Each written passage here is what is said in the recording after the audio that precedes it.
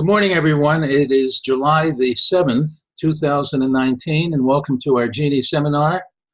As I begin every meeting, this is being recorded, so whatever you say, you realize by being here, you're granting us permission that we can use it publicly if people would like to come to our website and listen to any of our meetings.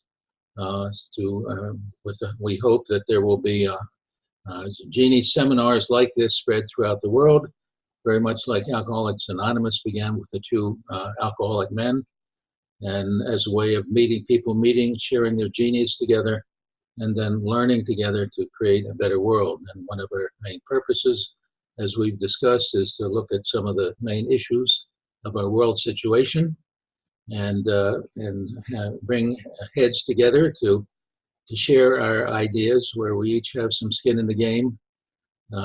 There are lots of programs that are talking heads that people listen and get some wonderful wisdom. But this is, we believe, is a newer method of education where people can get together and share their own ideas and learn together. And as a result, rapidly spread. There's the new technology, such as Zoom technology, enables us to do something very rapidly. And as we've said, Einstein's warning to us was that it's only a matter of time before tribes will use these new weapons with what I've called weapons of ultimate destructive power, and they will be used to create human catastrophe. And his prediction, of course, has pretty much come true. All you have to do is read the news, and all we have to do is listen to some of the statements by groups around the world who are saying that we have a limited time to get our act together. So last meeting, what we discussed, I love the word that Josephine brought up of sheeples. The idea that, you know, we are like sheep. We're very easily influenced. A sheep bite on the leg, and one can control the whole herd. And we realize that our history is a history of where there's been influence, where groups of people are influenced by a leader, usually a male leader. Most of our history is a series of wars that have usually been led by male leaders, and as a result, we have not only created wars, but it's become important in our past that there be a series of confrontations where people begin to, as we grow in larger numbers, the population grows, and people are competing. They're competing for limited resources. Turn that off. Sorry about that. So what we've come to learn a lot from our evolution. Evolution is the story of where we've come from and who we are.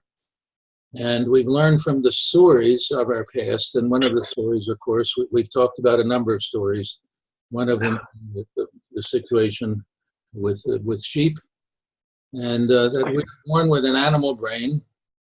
And that animal brain tells us that is a museum of all the things that occurred in the past. So we've inherited a number of behaviors. Those behaviors that did not work led to those species becoming extinct, and the ones that did work have been passed on from time to time. First they became habit, then they became tradition, then they became part of our DNA, and then we've reached a point where we've been learning in different ways. So for 3.5 billion years, there were no stories. We didn't have language. And then about 50,000 years ago, we invented symbols, and we invented language. And then the world changed in many ways. We become more conscious and can tell various stories. Now, the other thing that happened in the course of evolution is we know that we were bisexual. The male and female genders were in one organism. And then some time ago that divided, and we discussed that last week. When that divided, some very interesting things happened. Whereas we were very much similar as bisexual organisms, as as having individual genders, each gender received different qualities.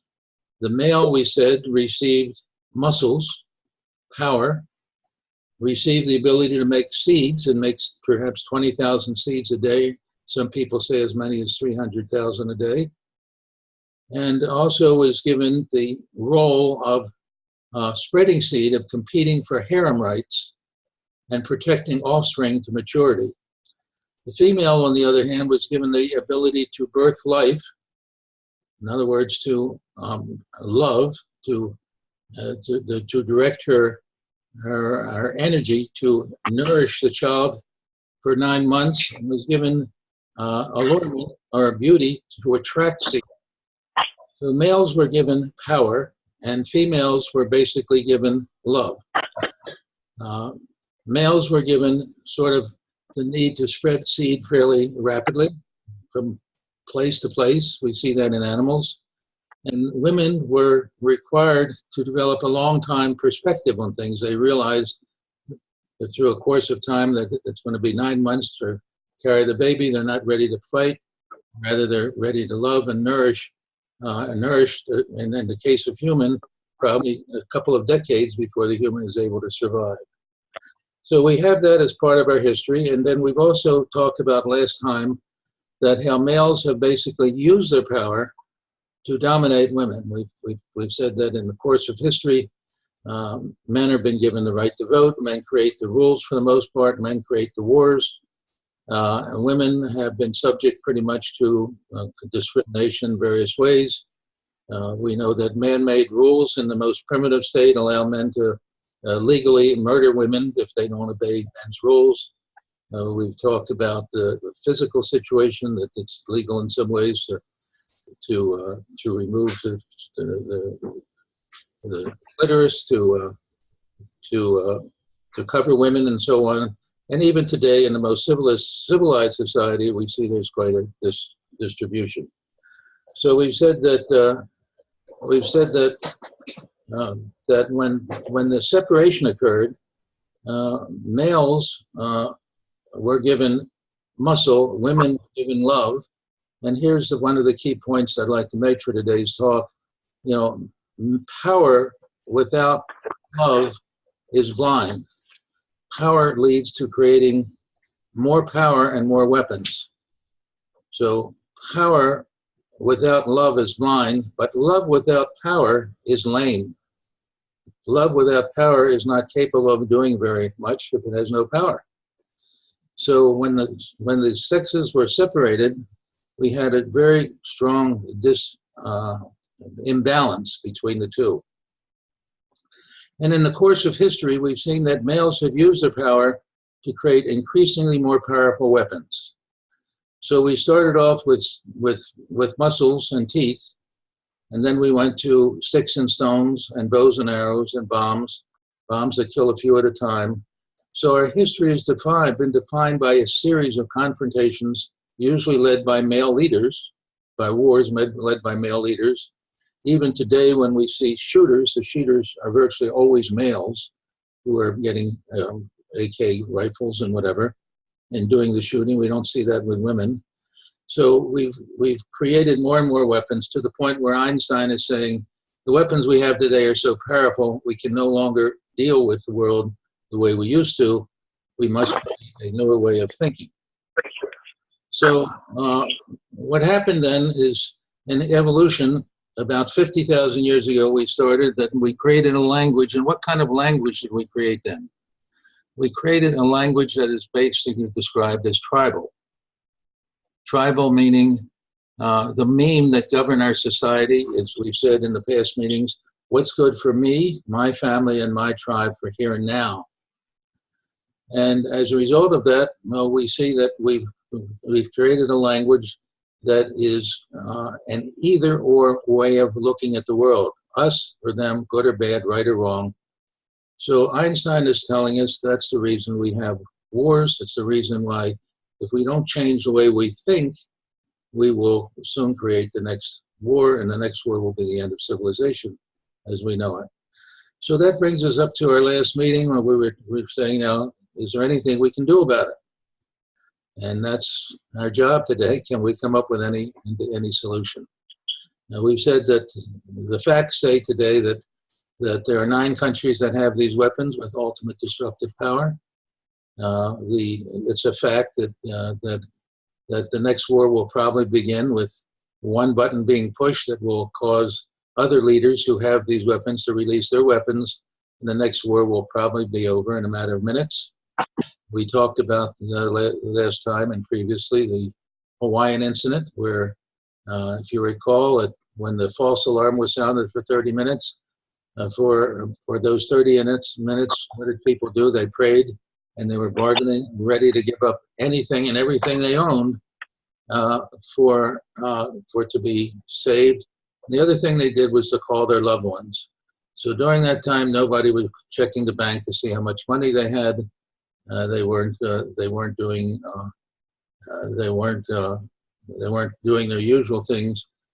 That was the most important thing. It had to do with their loved ones, and had nothing to do with what they were doing before. As soon as the alarm was sounded, everything stopped as far as prevention, and we then went back to the standard thing. So that's where we stand today.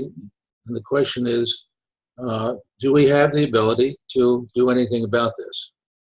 And as far as I can tell, I've asked other people, do you have any solutions? No one has come up with a solution. The one solution we've had is mad. If we can create enough weapons, then people won't attack us, and we know that's basically insane. So here's where we stand at this point.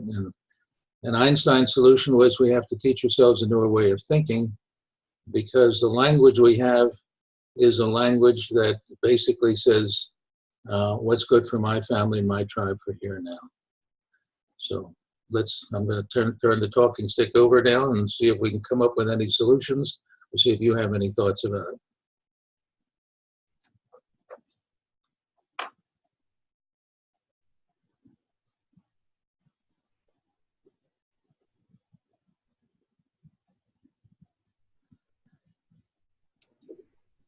A very good summary of where we were and where we're at. I don't know if I can add anything to that in general that I haven't said before.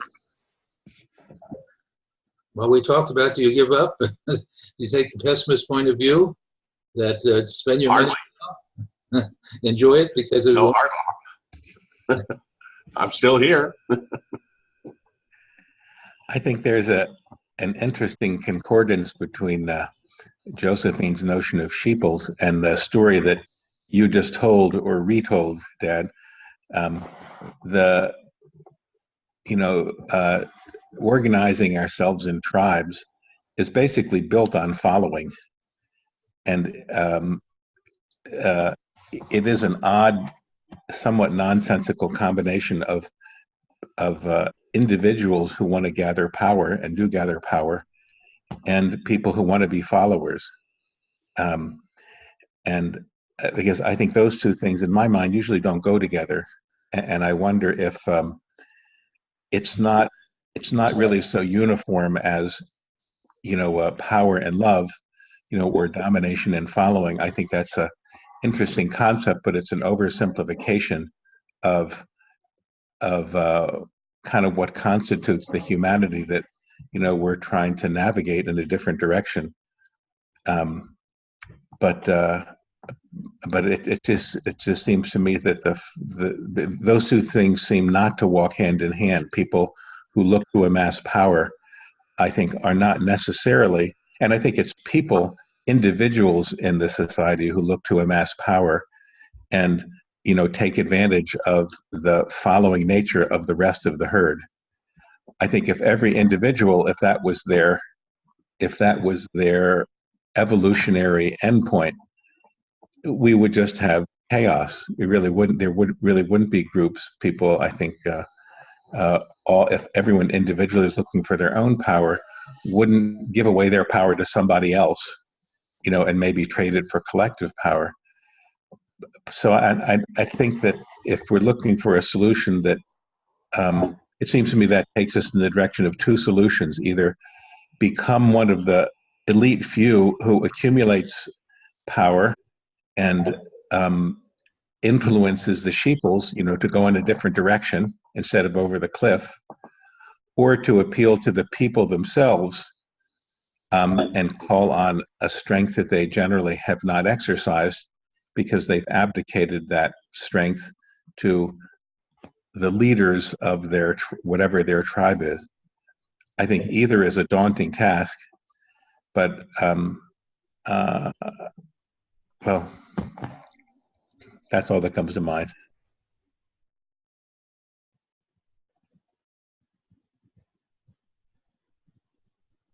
In my mind, it strikes me as what you can do as an individual is, I mean, I'm, when I think how to operate in this environment, I'm sensitive to, where we are and how we got here and some of the dangers. But I'm still thinking of it in terms of what my life is on a day-to-day basis. As Pacey said, can I buy a cup of coffee for the guy in front of me in the Starbucks line? Or I guess it's the McDonald's line for Pace. Starbucks wasn't too much of an investment. Yeah. When you guys are talking, the word that comes to my mind, beyond love or included in love, is empathy, and I think that's a sense that we need to develop more of, is because when you have empathy for people, you could see their need, you could see their pain, and you can help with their pain. And it's similar to what Pacey said, similar to what Abby was saying. But instead of love, I think, if you can't love somebody, but you can certainly have empathy for them, empathy for the situation, empathy for, what they're going through. And if the world had more empathy, we would be, I think, in a much better place. Because if world leaders also had empathy for what other countries are going through, we would all be in a better place.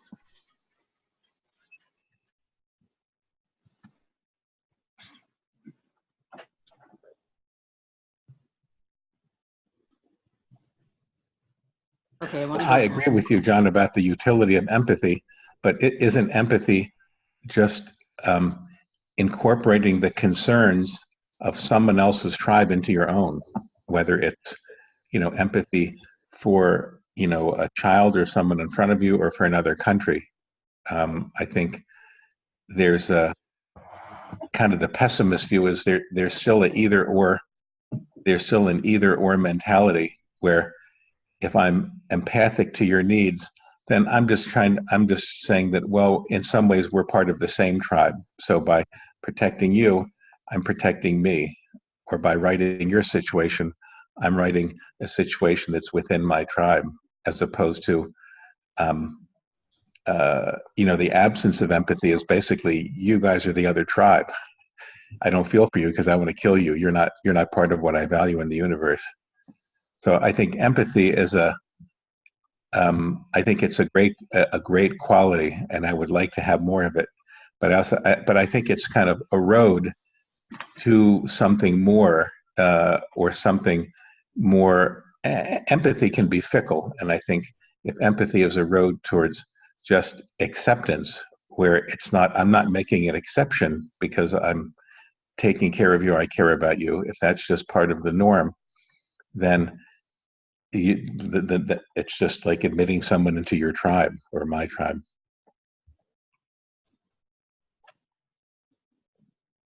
I've always been surprised at success of missionary movements of people, white people coming from the United States and putting themselves in Africa and recruiting people to become Christian. I mean, I just can't imagine that. Why people would come, is something offered, food or things offered? Are people that dissatisfied with their own? But people can sort of come out of nowhere, it seems, and collect a group around them who will support them. And I mean, it happens all the time. Churches send people and start these successful groups. I'm not sure what the secret is, whether people have to be so unhappy where they are that they're attracted by this. I don't know that much about how missionary settlements work, but it's always surprised me that it does work.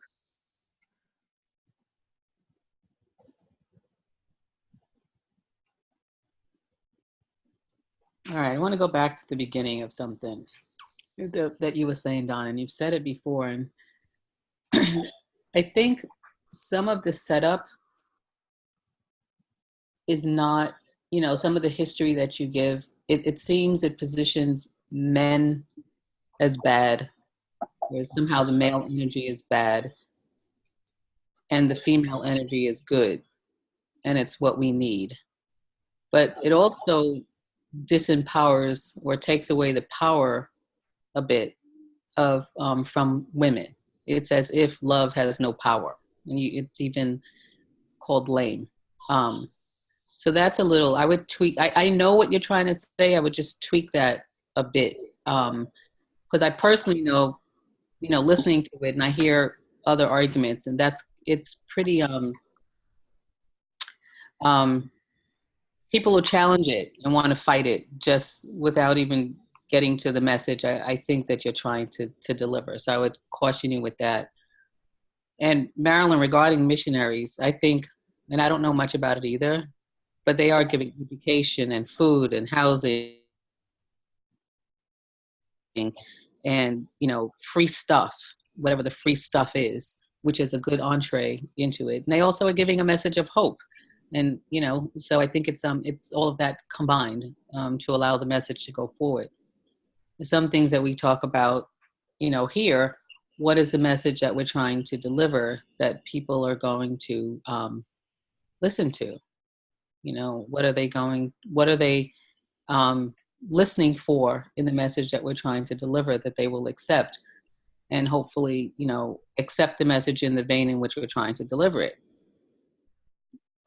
So I think, just to finish the thought, Don, I would just tweak that a bit. I mean, we could talk offline about that, that I would do that, because it does, as a female, it starts, in this day and age, I start, it's like, okay, I know that's not what he's trying to say, so let me wait. That's all. Thank you.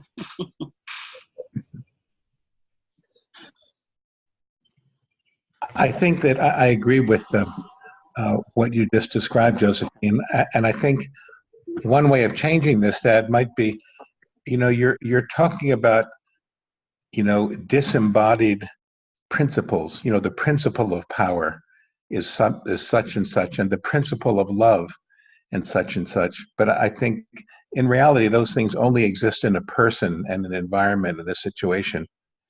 And I think if there's a way of, the notion that, women are pure love. I mean, anyone can see that's not true. Just look at Mom.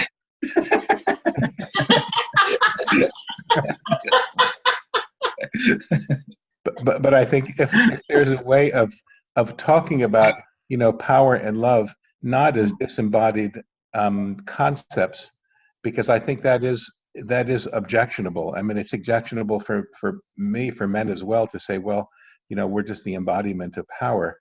And I don't think that's a shoe that fits either. And I think if there was a way to recharacterize those, not as disembodied concepts, but as, I'm not sure what the right word is, but I'm just kind of agreeing with Josephine that this would be less objectionable if it wasn't simplified into just those two concepts. The other thing that comes to mind is, we ask about how can we actually do something with this? How do we learn from the story that you tell?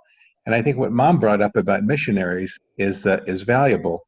That's a group that has been trying to, it might not be the exact same message, but that's the group that has tried to do what we're doing. They have a message and they're trying to recruit people on a one-to-one or community-by-community basis, based on their beliefs. And they have established, decades or millennia of activity trying to accomplish the same thing we're working on. And maybe we should understand or borrow some of the strategies used by used by that group in this undertaking, because we are doing missionary work. And if there's one little thing I understand about missionary work, it's very much foot pounding on the ground, person to person, individually doing it, as opposed to conceptually deciding, we have the best reasoning, we have the best answer for peace. But missionary work is very much about hands-on, on the ground footwork. One of the quotes that I as growing up, my father used to tell to me is, "Power corrupts. Absolute power corrupts absolutely." So I think like we are looking at new words, right? We have to come up with a new word in this new era for this, because power is a very old norm from the kings and queens, where one single individual, because of a birthright, for centuries they have the power, and they directly get it from whichever god they believe in or that society believes in. But the society that we are living in, or the era that we are living in, at least those of us fortunate to live in a democratic country, no matter how weird it looks or how wrong it looks, it is still much better. So what I would call it as a collective power, in a sense where through elections a large group of people select or elect their leaders, and the leader exercises the power on behalf of the electorate. Then after a period of time, the leader goes back and says, okay, I have done this with the power that you have entrusted in me. Now do you want me to re-elect or not? That is a pretty good template for how power will work, where individuals in a collective group give their power to a leader to make decisions. Where the story is going wrong here is total lack of individual, what is the right word for that, self-interest is taking over the larger group interest of the society. So that is where I think we have to somehow find the right path. Otherwise we are pretty good in the right direction.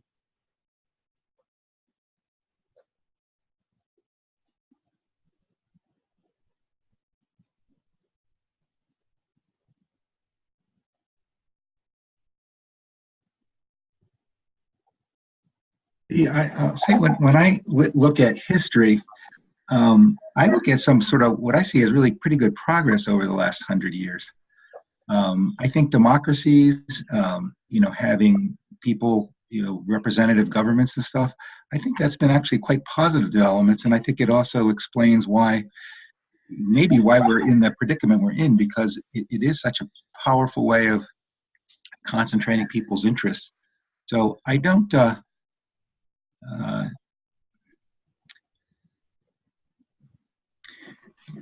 guess I'm just struggling a little bit. I'm not seeing it as black and white either. And the reason we are where we are is really a reflection of some of the successful ways that people have been given the freedom to do what they like to do and express themselves. And I don't know. I still think the sense of human nature is, if you can appeal to that people will, in general, rather do good for somebody rather than bad for somebody else. And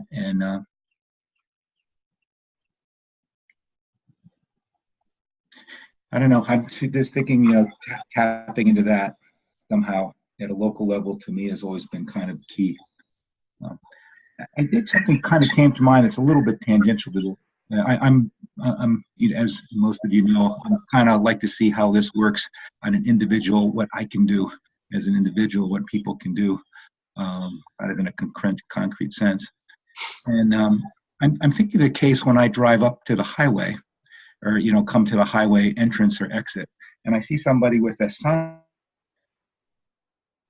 saying, please feed me, I'm hungry. And that level of empathy is, are we asking, is this an ask to say, well, you need to empathize with that particular person? What is that part of what this actually translates to? And on the ground, perhaps rationalization, when I see somebody face to face, in theory, it's like, well, I don't, the job market's not that tough. People really can find jobs if they work. But when you see somebody face to face, it's, it pulls at my heartstrings. That, am I obligated, or is that the ethical thing to do to feed somebody? On the other hand, I'm challenged with, if I give somebody, money at the end of one of the entrance rates, I'm also fearful that I'm just going to get more people at the entry, at this exit, begging for money. And, that empathy, in a sense, doesn't lead to a place where I think it ought to lead. And I guess I'm sort of troubled. There's that balance between, you do things for the good of all, but, sense that if you do things that aren't in other people's self-interest, you end up with systems that aren't all that effective. I don't quite know how this all blends together, but it's an element of this universal do something for somebody else without sensitivity that you will get taken advantage of, where people will take advantage of it, and that end is not necessarily one that I think is a good one. Go for it, Brad. Well, I agree with you, and I think what we're talking about is, how do you protect your empathy from being exploited? And you talk about seeing that person face to face, and it plays on your heartstrings, and yes, it certainly does. I think that's part of human nature. But what's the right thing to do? How do you know that this individual doesn't need information as much or more than he needs money? How do you know that the money is going to be used for him to feed himself, or if he's attaining money to do something that isn't going to help him with it, or cause him further deterioration, as opposed to the fact that is it better to direct to this individual toward so many different organizations that are out there right now, not only to make sure that he's fed, but that he has an opportunity to get some clean clothes to wear, some shelter, and a place to sleep. I work with the organizations on a regular basis that provide this. Sure, you can toss some money into the boot, but is that really going to help him, other than help him for the next 30 or 40 minutes? I don't know. Yeah. So I don't think you should beat yourself up. Yeah, from my perspective, I think it may just attract other people who say, this is a successful business model. And I was just in tongue-in-cheek. I was thinking, I'm going to bring some of my dad's books, and I'm just going to throw a book at the guy. You do that, it's going to come right back at you. It's a tough sale, I'm telling you. It isn't just that this individual needs food. Again, the individual may need, clothing and sanitary services that he's not availing himself of, that are out there for him. And then his circumstances are going to be better than what they are at that particular moment. Now, I don't know if that's a permanent panacea for him, or her, or whomever, but it helps at the moment, as opposed to tossing some money into the boot that may very well be used for something other than food.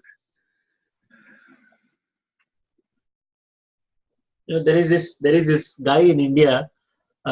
And of course, in my country, there are many more poor than here, of course. So what he does is, on a daily basis, he goes and finds old poor people on the road, and some of whom have been discarded by their children, some of whom don't have any sources of income, and he simply takes them to his home.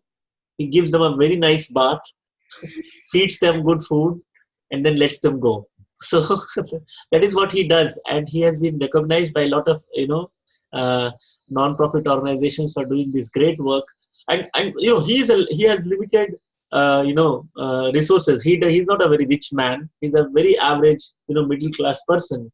But I think the action he is taking, I'm not sure whether any of us can do that, because it's a lot of work to somebody who has not taken a bath for 1 month to bring them to your home, giving them a bath. These are like 80, 90-year-old, very old people who can't walk or can't do things by themselves.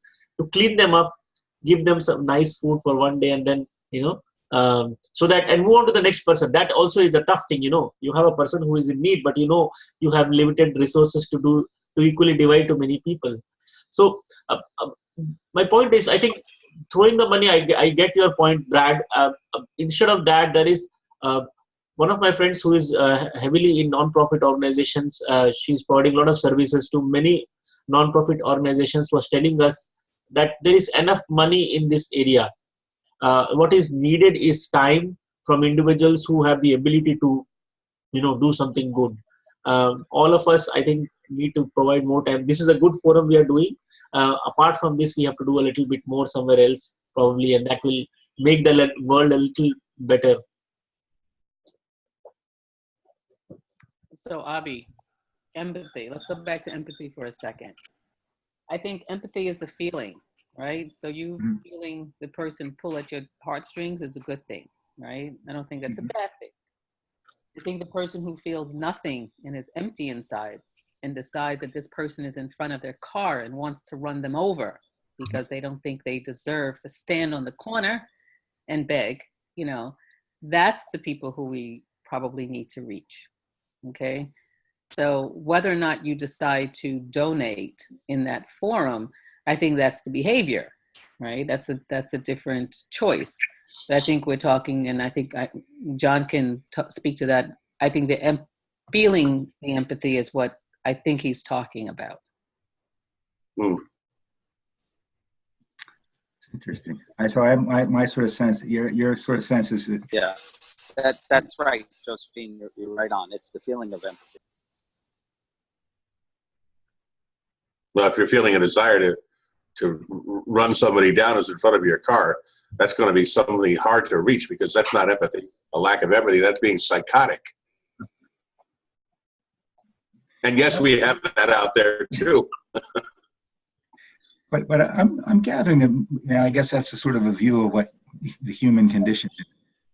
That unfortunately our view is limited to what we kind of see every day. My sense is that there's always going to be people on the tails of the population, but the majority of the human condition is people would just as well help somebody rather than walk over them, and that's maybe just a personal feeling of or hope that is the human condition.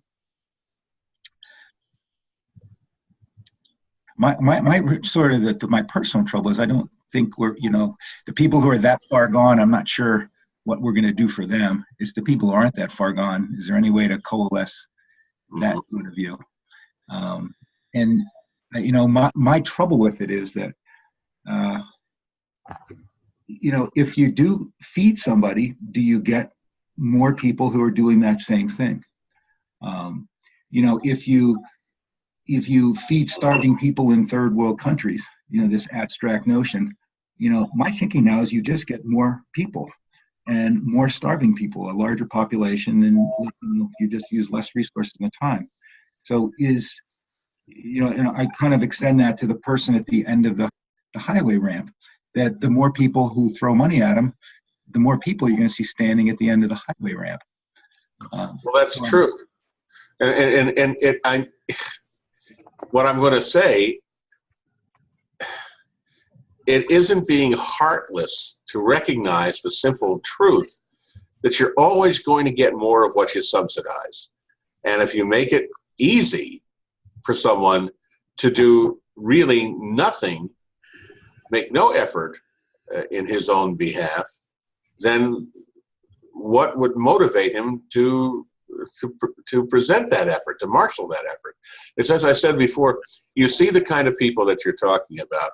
And yes, I do feel empathy for them. I look at them and I say, there, but for the grace of God, as the old saying goes. But I also realize at the same time that doing anything meaningful to help them, to boost them, is beyond the task of one individual. It does take services in order to do that. So if it makes you feel better to throw a handful of quarters into the boot, then do it. Fine. But it's making you feel better to do it. What is it really doing for that individual? I guess if you have 8 hours of people throwing money into your boot, and people are like to do it, then you're going to come out of that with enough money to get you through to the next day, more than likely, as far as food is concerned. But what has happened, what has occurred to truly improve the circumstances of this individual? I agree, Brad, but I think also there's a, I think we can get, lulled into inaction, feeling like we're creating a bigger existential crisis, by supporting someone. And I don't know if the right thing to give this person at the end of the highway ramp money, but I think that the notion that if I give this person money, then more people in need of money will come to that place. There's a hat one could wear. They say, well, that's a good thing. I've identified a need, and I've helped, and I've made a difference in the universe. And now that to me has revealed that there's more need of people that are accumulating. And that's even better, because now I can help even more people. I think I don't necessarily subscribe to that, but there's a logic that says the more people that come, is not undermining the activity. That's a way of justifying it. I think that this is an example to me of there's a difference between just the notion of power and love that isn't applicable to humanity. Just that notion, I think, as Abhi said, and as you said, you don't know the circumstance of that person. So all we get stuck because we're questioning what's the intent of that person who's there, who's pulling on our heartstrings. Is their intent that they've lost their job and their child is at home sick and this is the only thing they can do because they're that disabled, or they're just looking for money for their next drink, and they've already had and declined all the services that have been offered before, and this is the life that they choose. We stumble on trying to dissect someone's intent, and based on their intent or their motive, we decide whether that's laudable or not, and we want to contribute to that. And I think that's one of the biggest barriers. That's one of the biggest barriers I think we have to try to decide where to direct our energies. Mm-hmm. One of the things where I really loved one of the our sessions where Don gave us that formula. Especially coming from a math background, I like formulae. So A plus A equals A. Awareness plus assumptions lead to actions. So, driving down the highway, when you get to the exit, you see this man, and so you are aware that there is a person with a need, and then comes our age-old assumptions, which lead to action. So we think if we give money, it will be misled, or like Obi, you said, giving money to a third world country person in a third world country, will that actually bring any change? Can we flip it to the other side? What if there is a child who has not eaten for 4 days? Now somebody is giving a $1 to that person could actually mean between life and death. Now $1 may not be as much for a person like you or me, but it could be a matter of life and death for that other person. But again, as I agree with you guys where you say that it can be misled. You give $1 in good faith to someone, and you find out that person is using drugs or something else, buying drugs from it. So there is no simple answer to this. But my thought is that we are using empathy, very sparingly here. There is a difference between having sympathy for someone and having empathy. All of us have been born, we're very privileged to be born in a fairly affluent or good families with some amount of money. Some of us with more amount of money than most. So but I, coming from actually an erstwhile third world country, I can tell you that you cannot even imagine the amount of poverty out there. You cannot imagine what happens when somebody does not have money, because the life is very, very, very, very different. If you don't know what it is, I think most of you will have some sunroom or something at your home. Just go and sit in an afternoon in that sunroom for 15 minutes, and that is how these poor people live in their houses for days to come. So that is how the world is. we have to have empathy by thinking that what if I were in that position, I were in that man's shoes, standing on that highway or on the exit. What would really make a change in my life? If I can do it, fine. If I cannot do it, I'm too busy in my life, that's also fine. But having these assumptions that this guy will definitely misuse it, so I will not give it, and I'm trying to save myself from being fooled, is maybe not, maybe we can avoid that kind of assumption. This conversation puts me in mind of a man named Kevin Noonan, who devoted his life to helping people. He finally retired. He's still with us. But Kevin was part of Friends of the Homeless. He was part of Open Pantry Community Services. I lost track of the agencies that Kevin marshaled and was part of. And to this day, if you mention the name Larry Dunham to him, he's heartsick. Larry Dunham was a homeless man who camped out on the steps of Symphony Hall in Springfield on one of the coldest nights of the year. Kevin Noonan stopped by repeatedly and wanted to take Larry to a shelter that would have taken care of him. Larry refused. The police came by at least 3 times during the course of the night, and Larry wouldn't go. The police were going. Larry was found frozen to death in bed the following morning. He resisted every effort to help him, and he fought every effort to help him. This is predominantly due to mental illness on the part of the individual, but there was nothing that anybody could do for him, even though every effort was made to help him.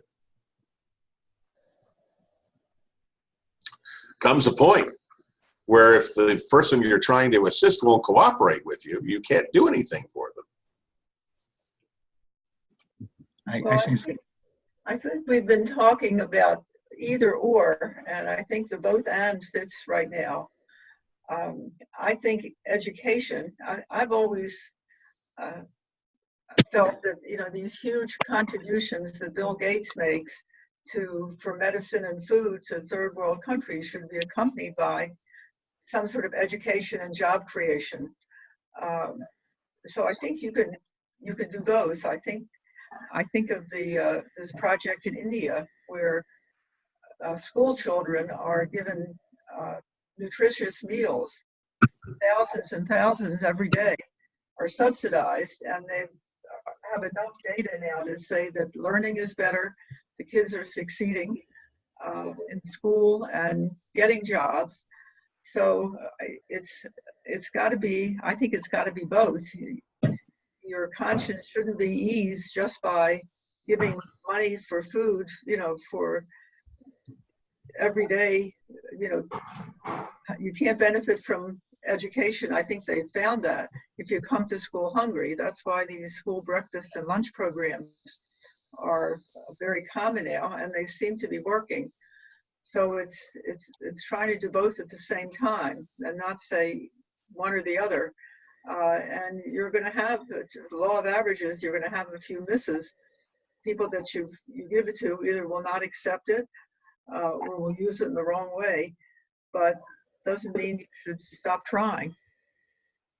You bring a very, very good point. You remind me of a very good point, Marilyn.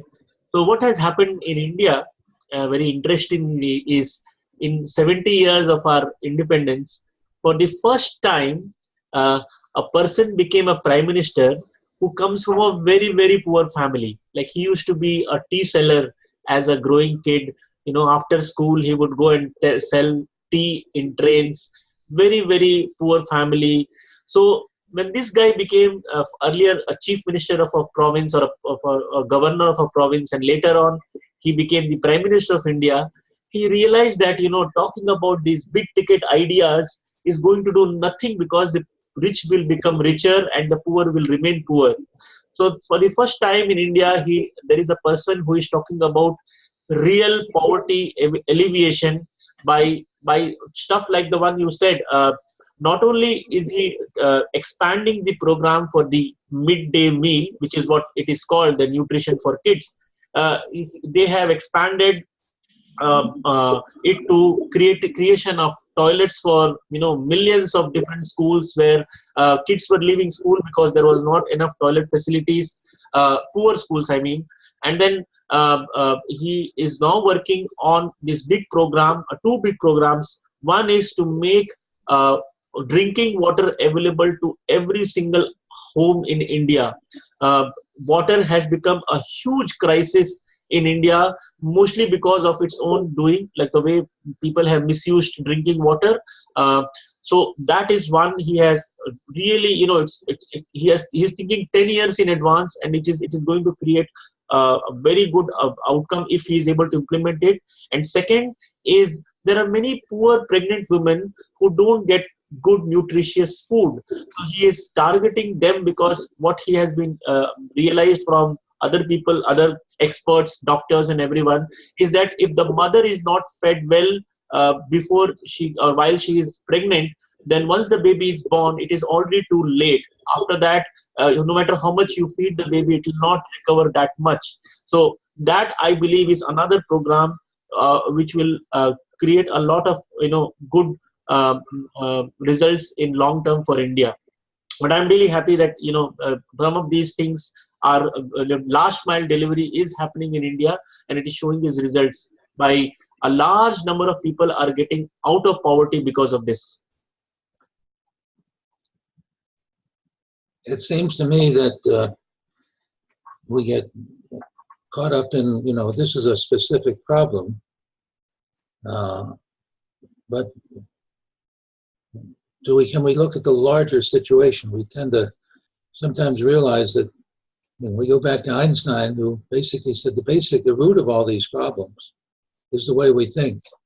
As long as we think in terms of what's good for me and my family and my tribe, and as long as we think in terms of either or, but the basic issue is that we are addicted to a way of thinking that divides the world into two different categories. And that's really the basic issue until we change the way we think. But our language has been created by our ancestors. Our language limits us to think in terms of two ways. For example, we talked about the male and female situation. Our language divides us into two different categories, genders. But the reality is that we all have male and female hormones, don't we? So when we were divided, we weren't simply divided into A or B. We were divided into A and B, and that's what we don't realize. So instead of thinking of us as males and females, if we had words in our language like he, she, and she, he, a he, she simply has more androgens than estrogens, and a she, he has more estrogens. And of course, then we realize that our upbringing has a lot to do with who we are as well. If you're given a tank when you're growing up, we visited somebody the other day, and the kids were playing with what looked like toy AK-17 rifles and guns and shooting at one another. And these were males, and the women were given dolls. So a lot does, I think, comes back to our education. And unless we look at it from a larger point of view, until we change our way of thinking, I still would say that Einstein's brilliance was to say that basically every issue we have is because of the way we think. That the reason we have nuclear weapons today is because the way we have wars, because of pollution, global warming, addictions. All of these things, if they come back to it, have to do with we inherit a way of thinking which divides our world into either or, and we have a vocabulary that is an either or vocabulary. And it's very hard to get beyond this until we can create a new language, a new set of symbols. And that's why I think if we go back to our early meetings, we started with 7 word switches. Remember, I allow says I'm going to accept responsibility. I could. We're inviting our brain to say what are alternative choices, and we said let's substitute both and when we can for either or. But if we listen to our own discussion, we're still into kind of an either or way of thinking. And I'm just suggesting that, and I think this is my perspective, that until we teach ourselves some new language which we can create, it seems to me the answer is education. but we're not educating ourselves. We're basically teaching and worshiping money. That's to me the power of that the Hawaiian situation. You know, people are basically worshiping how we can make money, but it's only when we were confronted with this immediate danger that people realized what's really important is I'm willing to give up all of that if I can just say, God, please stop this. I will give up my money. I'll give up whatever. And then, of course, they called their loved ones to say goodbye. But as soon as the alarm went off, we went back to the old way of thinking. And that's Einstein's message. Until we realize that we've got to educate ourselves in a newer way of thinking. So it's interesting, is it better to give money to poor people or not to give money to poor people? Until we change our system, we will continue to have more poor people. And that was one of the things that Ray Dalio said in a speech when he gave $100 million to the educational school system in East Hartford. You know, one of the things he basically said is we have a capitalistic society, a capitalistic democracy, where the end goal is like monopoly. The guy is to get more money than everybody else. Instead of a synergistic democracy, can we teach people to share our benefits with one another, contribute, instead of saying the end goal is to see how much more money we can have and we have more power. So I think we need to look at things a little different. And I think, to me, this process that we're engaged in right now, where we're beginning to look at these issues and we're sharing our ideas, I don't know of any other better way. If you do, please share that. But I think we're on the right track, is what I'm suggesting. I think we're in a wonderful situation. But this is not an easy situation. For 3.5 billion years, our biology has been teaching us what's good for me and my family and my tribe. And it's only recently that we've become to realize that we have the ability, if we have an accurate history, that's the power of evolution from my point of view. If we have an accurate history of past to present, we have the ability to project into the future. We can anticipate the future. That's what prevention is. But we have to get a more accurate understanding of who we are and what our purpose is. And I think that's, I think we're heading there. So at any rate, I turn over the talking stick here, and other comments, please. I think this is a both-and opportunity, Dad. I think, if the ship is sinking and you're bailing the ship to keep it afloat, you have to do that, even if in the back of your mind or someone else is thinking about, well, how would I redesign this ship so it won't sink the next time? Because if the ship sinks, it doesn't matter whether you develop a better ship, because you're going to go down with the ship. So although I agree with you that there's a call to, to think differently, there's also an equally important and maybe a more urgent call to keep bailing. And I think some of the activities we're talking about now are just bailing to keep us around, so that there's a better solution in the future. And I just offer one more thing. One of the few concepts of Judaism I understand is there's and I forget what it's named after a person, but they talk about a hierarchy of giving. And it's kind of described as a ladder. And one at the bottom of the ladder is people who is giving and helping the people who don't have, in such a way that the people who don't have know that they're the object of charity and they're being given to, and they know who's giving it to them, and it creates some direct thankfulness, obligation, recognition of that assistance. That's the bottom rung, the lowest rung of charity. And that's what they put it on the wall at Dartmouth. Why there's no wall showing except for plaques. That's right. And the other part I remember is the highest rung of that ladder of charity or giving is making a community or environment where there isn't that need. There aren't those people, that there isn't such a disparity between the haves and have-nots, that the society organizes itself in such a way that everyone's basic needs and maybe beyond basic needs are met, so that nobody has a sense of being the object of charity. And there are a lot of gradations between that. And I think I think what you're talking about, Dad, has to do with the upper rungs of that ladder, where the result of an alternative way of thinking leads to a society or leads to a humanity where there isn't the circumstance that exists at the bottom rung of the ladder.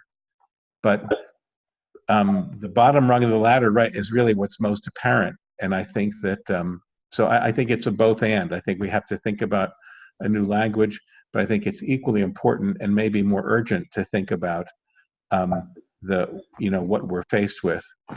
I agree with you that there is a both and that's why, it does make some sense that we have mutual assured destruction. The fact is that if certain countries were to lay down their arms, other countries, it would be all over. There would be one country would take over. I mean,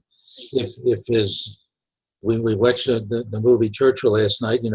If England would have just laid down their arms and didn't resist and made an appeasement with Hitler, it would have been all over. And that would be the true if all the other countries. But we do need MAD at this point because we do have to protect ourselves. But the issue is we're still thinking of only either or, you see. We're only creating more weapons. We're not doing anything to solve the problem long term. And that's because of the way we think. We think that as long as we can protect ourselves with these weapons, nobody's going to attack us. But that's basically, if we look at it, insane. But the people who are most knowledgeable saying it's all it's doing is postponing it to a later time. But yes, we need to do this right now. But until we address, well, what's the long-term answer? Can we come up with a solution that's going to prevent somebody eventually pushing the button? And when Einstein and basically all the people who are knowledge were saying it's only a matter of time at this point before somebody does cause the button to be pushed. Some terrorist or whatever will find a way to hack into the technology. And once a leader feels that he's under attack, the leaders are saying, somebody may not deliberately start a war. The most likely end of civilization is because we will blunder into the end of civilization because somebody will mistakenly think they're under attack and they have 2 minutes or 5 minutes to decide to push their button and they will do it, even though it's a false alarm. That's the kind of thing you see, but nobody, it's like that Hawaiian incident. As soon as we weren't under the pain of the pressure, that there's a problem right now, everybody went back to let's make more money. And let's make our hairdresser appointment. Let's get back to doing what we've always been doing. But what we've always been doing is what Einstein's saying doesn't work anymore. You can't survive by making more and bigger weapons as we've done for the last billion years. We've got to realize we have to have a different way of thinking, and we're not doing that right now. We're still thinking of either or. So that's why I mentioned as long as we don't realize, as we think in terms of males or females, we really are a mixture of he and she. Males have plenty of female hormones and vice versa. So it's not an absolute situation. But as long as we think that way, we will continue to ignore the basic issue. We've got to find a way to bring our energies together. And it looks like the way we think is so individually and tribal.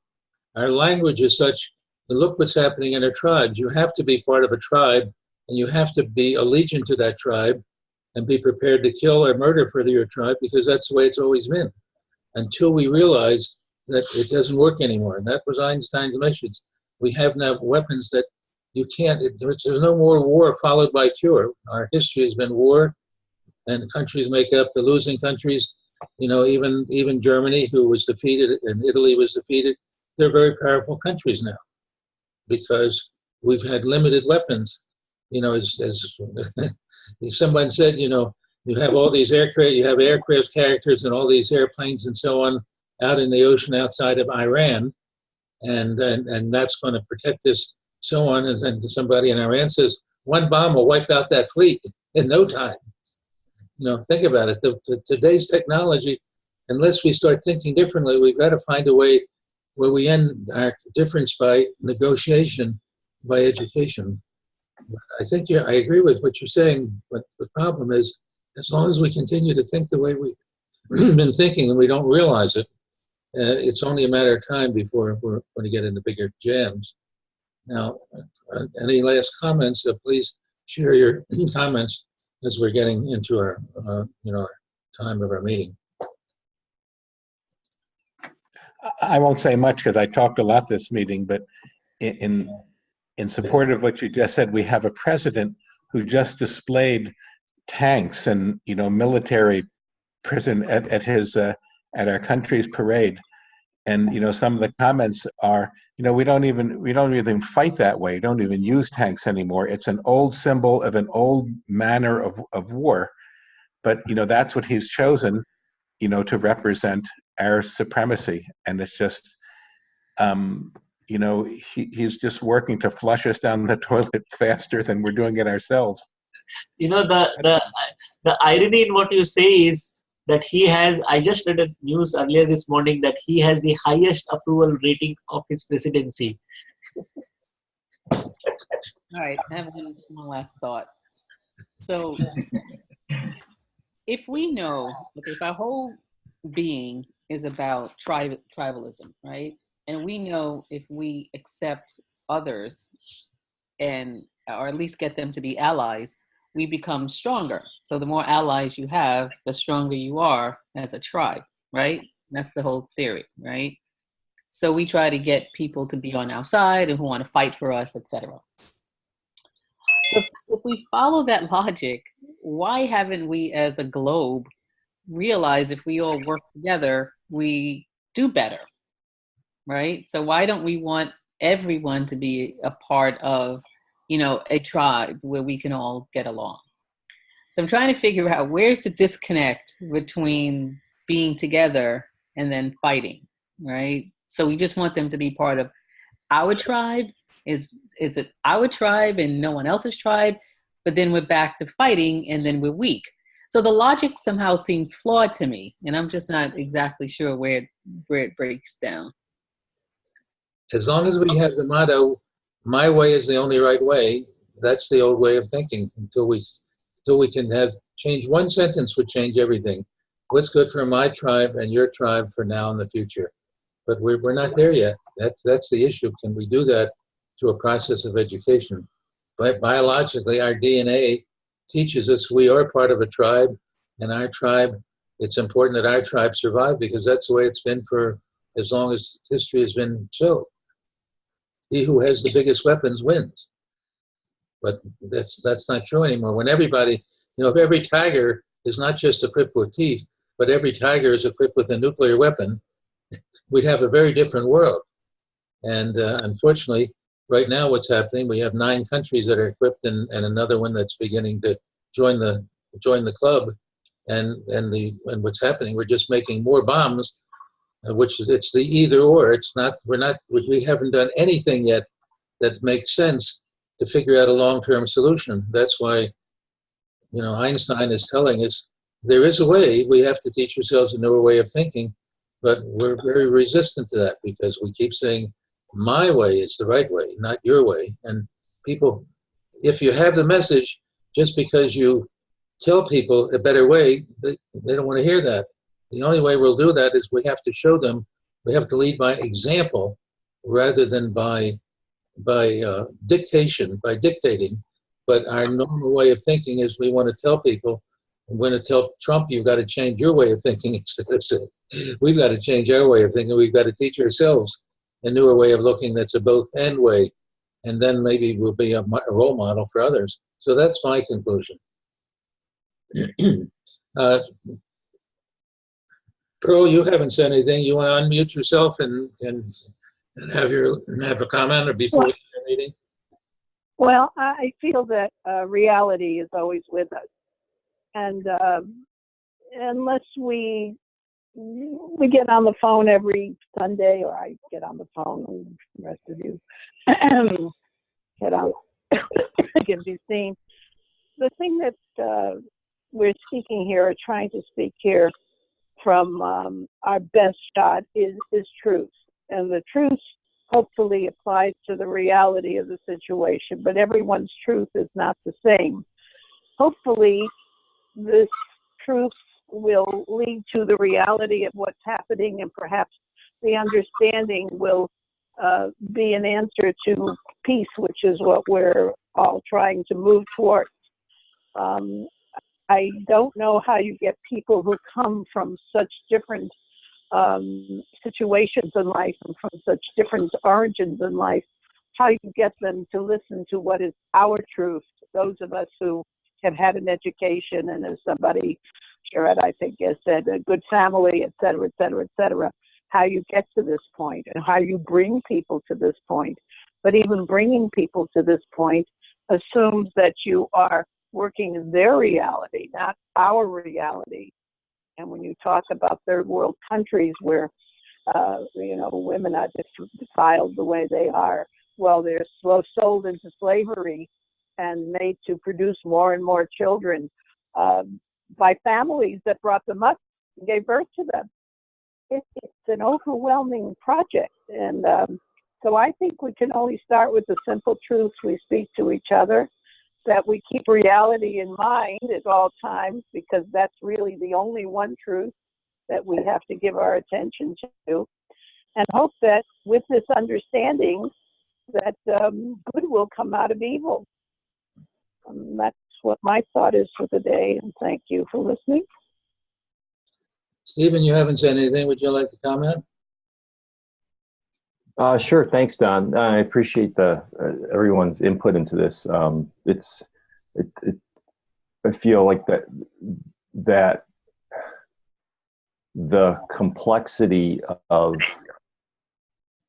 the situation that we've chosen to put ourselves in as a humanity, and I'm using conscious language there, that it necessitates the importance of having these conversations.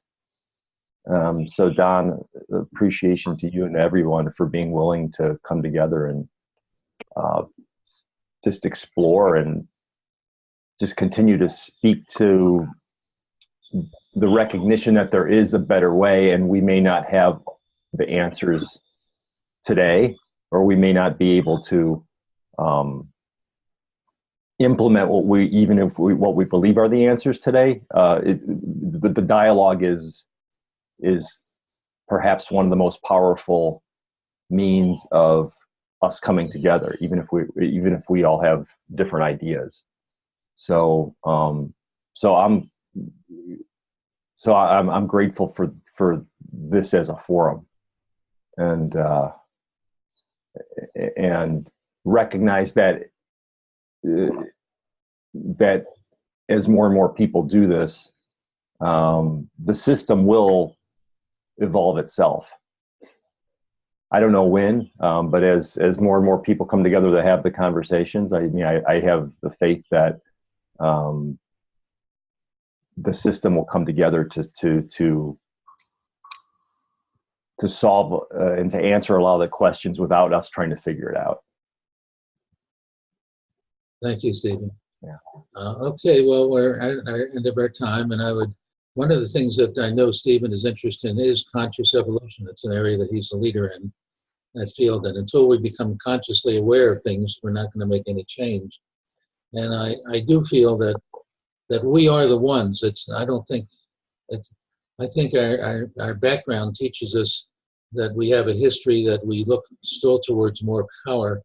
But the wonderful news is that we have been given the ability, the technology, and the means. Somehow, whoever our creative force is has given us the ability to come together and use our minds in a creative way.